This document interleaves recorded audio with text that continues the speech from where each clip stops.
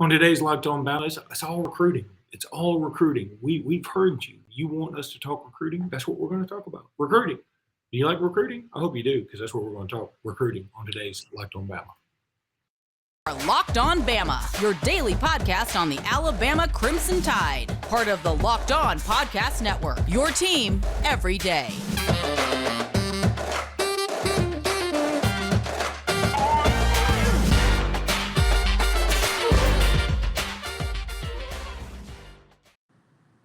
Hey, everybody, and welcome back into Locked On Bama. Luke Robinson, that's me. Jimmy Stein, that's him. Jimmy, how are you today?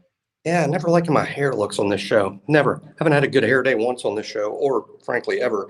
And what throws me off is I'm so new to the camera that everything is backwards. I mean, when I touch my head, I always think I'm touching the other side of my head. It's disturbing. I don't know how Tom Cruise does it. You do sort of look like you came in fourth place in a Taylor Hicks lookalike contest. By the way, thank God I didn't finish in the top three. By the way, Taylor Hicks is a buddy of mine. I hope to have him on the show sometime. He's a good dude. Alabama fan and super guy. Jimmy, let's talk recruiting, because that's what everybody wants to talk about is recruiting. First of all, your boy, Joseph Hastings at On3 is watching our main quarterback commit, only quarterback commit, in Eli Holstein. How's it going? It's going really well. As a matter of fact, Joseph has been knocked out by Eli. I've spoken with him, and of course, he's been posting about what he's been seeing. So you guys see some killer video if you subscribe to Bama on 3, which is a good idea. It's the deal of a lifetime. But so he's got some cool video over there and some comments. But he was excited about Holstein all along and knew Holstein was going to be good and it was a good prospect. But now that he's seen him in person, and let me tell you, as a talent evaluator, it means everything when you see him in person. He's blown away by how good. He also interviewed him and was also blown away by how good he was with the interview and how thoughtful his answers were and how smart he is. And yeah, that couldn't have gone better. He told me early this morning he was on his way to Baton Rouge to see a few Alabama targets, not just Holstein. I think he's going to see Derek Williams, the safety from New Iberia, tomorrow. And I'm like, wow, Joseph lives in Florida. And I'm like, that's so cool. You're going to be driving just 2 miles from my house. And he's like, driving? No, I'm flying. I forgot that we work for like a really cool company that pays for stuff like that. But that's the kind of recruiting coverage you get over there. And that's why you need to subscribe to On3 after you listen to Locked On Bama. Other Locked On programming, you need to subscribe to On3. It is a deal of a lifetime. And our own main man, Jimmy Stein, works for him. So Eli's just having a heck of a day. What is this thing? Who's all there at this event? This is a 7-on-7 tournament that Zachary High School is hosting. And Zachary's playing a bunch of other Louisiana teams. There's other prospects there. I think Derek Williams' team, New Iberia, is there. And I think that's why he's going to be able to get up with Derek at some point. But it's a 7-on-7 tournament that Zachary High is hosting. So he's seeing Zach in a game-like situation. As you know, most of our listeners know what 7-on-7 football is. There's no live rush. But you can see a lot, particularly at the quarterback position. I mean, in terms of size and arm talent and arm strength and overall athleticism and feet, you can see a lot. It's very helpful. So there's a lot of good players there, and there's a lot of stuff going on, Luke. It's crazy that all this is jammed into June between official visits, between the camps. And next week, dude, in 1 week, we have the Elite 11 competition in LA, of which Eli Holstein will be a big part of. And we also have the Manning Passing Academy, which is every good quarterback in America that's not at Elite 11 will be at the Manning Passing Academy. So both of those things are going on next week, in addition to more official visits and more camps at Alabama. June, as we've been telling people all along, has become the biggest recruiting month of the year. Yeah, it's really insane to think that that's true, but it definitely is true. June has become the thing. It used to be, you know what June was known for? The Alabama-Mississippi All-Star game. Oh, man, and God, don't get me started. I think for a while, Luke, even though I wasn't in the media full-time at the time, Back when that high school all-star game every single year was played in Mobile in June every year, and the first one was in the summer of 1988. I bet outside of the media that covered it, I probably was the world's leading historian on that game. I bet I went to 50 or 60 practices over the years. Very cool. And the greatest story in the history of Alabama Mississippi All-Star is Wallace Gilberry. Could be. I would certainly put it up there myself. I have others, but I certainly put it up there. I remember the Julio year was good too, being out at practice. But Wallace is a story in the sense that he ain't going to Alabama without that performance. No question, that's true. That's absolutely 100% true. No matter what anybody says, Alabama was having no contact whatsoever with Wallace Gilberry prior to that week. It was also the strange year, Luke, the 03 group. That was when Mike Price was our coach all through the spring, and then Mike Shula was hired in May. The All-Star game is in June. 03 recruiting is, quote, over. But Alabama did have an available spot, both on the initial counter and overall, because Alabama was dealing with probation issues then. And that's why Alabama had an additional spot. And Gilberry was, frankly, he was the best player on that Alabama team. And he was one of the few that showed up with everybody else had signed in February. That was back in the old days. Everyone else had signed. There's probably 5 guys on the team who hadn't signed anywhere, and Wallace was one of them. Ends up, he's the best kid on the field.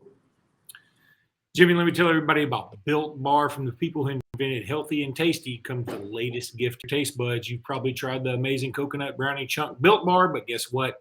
Your friends at Built have given coconut brownie chunk the Puffs treatment.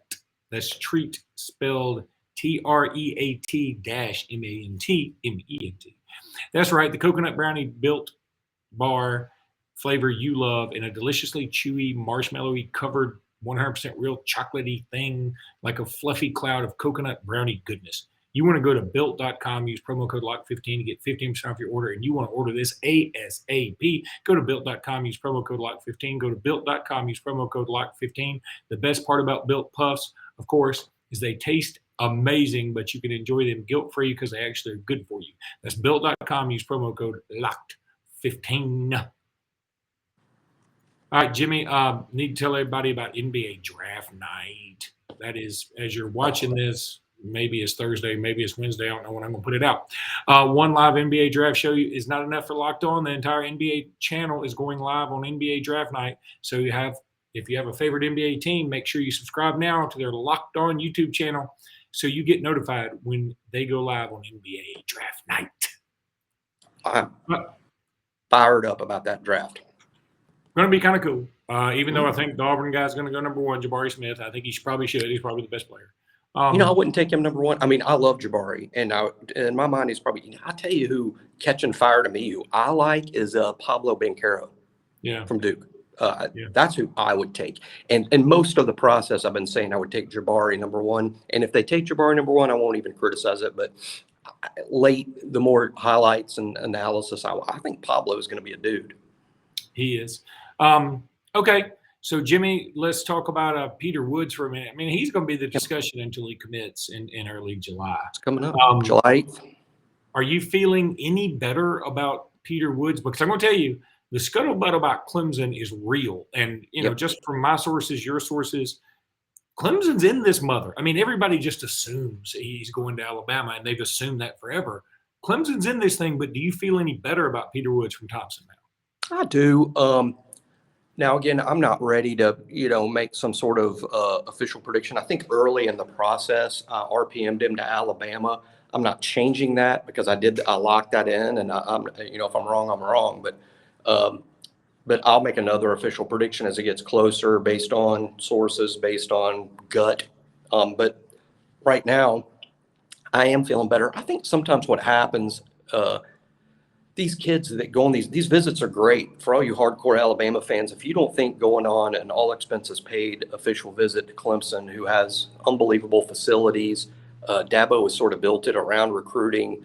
He's built it around family. It's been well thought out. They've won multiple national championships. They've produced multiple first-round picks, especially on defense, especially on the defensive line.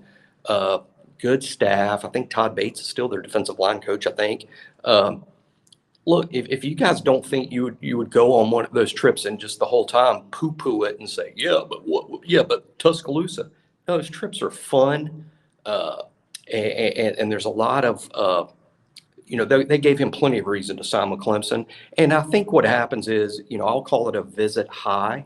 It's just really common, and it can affect some kids, and it makes some kids waver and change their minds temporarily. And I'm not saying that's exactly what's happened here with Peter. I'm just theorizing and saying that, look, in my experience following recruiting for a couple decades or more now, that's literally can happen, these visit highs. And just like a high from illegal substances, they can lead you to do wacky things like change your mind. But after you get back, after things settle down, after you start thinking things through, after you visit Tuscaloosa again, you kind of get back to reality. So I think Peter Woods is going to commit to Alabama. That's my guess. He's such a great fit there. And it's just right up the road, and I don't have to recruit Alabama. You guys all listen to the show know that Alabama's a quality landing spot for kids. So I'm more confident that it's Alabama, but I'm just speaking directly to the people that think this is building drama. This is just people looking to fill airtime. No. His Clemson interest is very real. Jimmy, let's take a break. When we come back, I want to talk about the surprise commit that we discussed to an out-of-state school, a guy from in-state. Forget it. It's Tamarian Parker committing to Penn State. I tried to have a segue and I screwed it up. You had me wondering. We're going to take a break and we'll be right back. All right, Jimmy. Tamarian Parker, as we discussed yesterday, he got crystal ball to Penn State a few times. And then he actually committed to Penn State after we put the podcast out. Pretty interesting. And look, we're not going to spend a lot of time on it because he's committed to Penn State, not to Alabama. But now I'm looking at the top 10, the composite top 10, and in Alabama. James Smith, who we feel Alabama's got a good shot. I'll say Alabama. Tony Mitchell, will you still say A&M? A&M. Okay. Jaleel Hurley to Alabama, of course. Peter Woods, Alabama. We think Alabama. A.J. Harris is committed to Georgia. Georgia. Quay Russell, what do you think? Alabama. Okay, great. Christopher Vizina to Clemson. Clemson. Kelby Collins? Alabama. Okay. Tamarian Parker? Penn State. Yep. And Will Conformby at number 10 to Alabama. There's some teams. I mean, Penn State, Clemson, and Georgia, and probably A&M have dipped in and taken 4 of the top 6. Mitchell's the loss. The top 10 from Alabama. Mitchell's the loss of the 10. You can't say Vizina's a loss in the sense Alabama didn't really recruit him, and they got Holstein.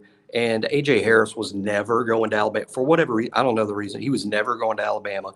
Tamarian Parker, assuming Alabama gets Woods and Smith and Collins, then Parker isn't really too much of a loss. But Mitchell is a blow.